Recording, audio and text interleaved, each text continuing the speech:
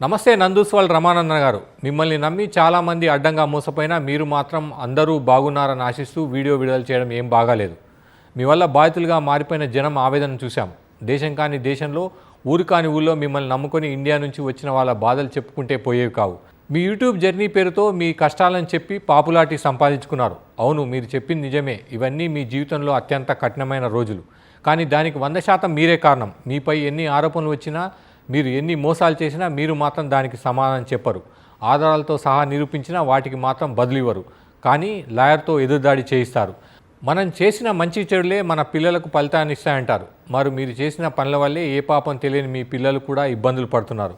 వయసు అయిపోయిన మీ తల్లిదండ్రులు కూడా మీరు చేసిన పనుల వల్ల ఇప్పుడు తల ఎత్తుకోలేని పరిస్థితికి వచ్చిందనే దానికి సమాధానం చెప్పాల్సింది మాత్రం మీరే.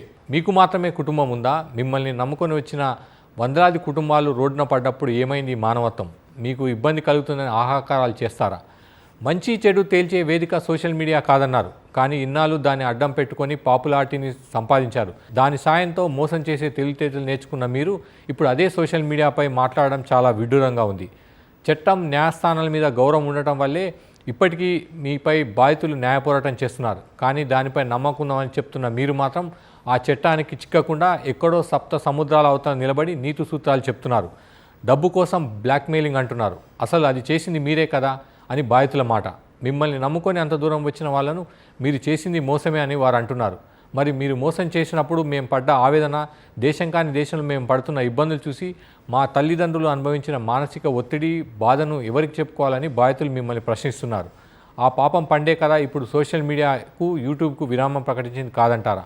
నందన గారు, చేసిందే పాడు పని, మళ్ళీ దేవుడితో పోలిక, ఏకంగా కృష్ణుడితో పోల్చుకొని మిమ్మల్ని మీరు ఎక్కువ ఊహించుకుంటున్నారనేది బాధితులు ఆగ్రహం వ్యక్తం చేస్తున్నారు.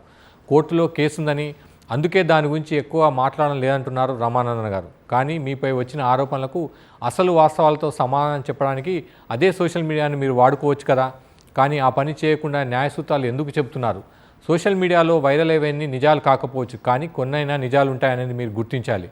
కోర్టుల్లో నిజాలు తేలుతాయని, మీ దగ్గరున్న ఆధారాలు ఏంటో అదే సోషల్ మీడియా వేదికగా బయటపెట్టి మీ నిజాయితీని నిరూపించుకోవాలన్న డిమాండ్ ఇప్పుడు వినిపిస్తుంది.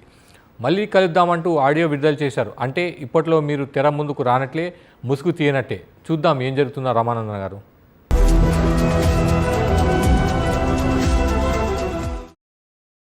మరిన్ని అప్డేట్స్ కోసం ఛానల్ను సబ్స్క్రైబ్ చేయండి. నోటిఫికేషన్స్ కోసం బెల్ ఐకాన్ పై క్లిక్ చేయండి.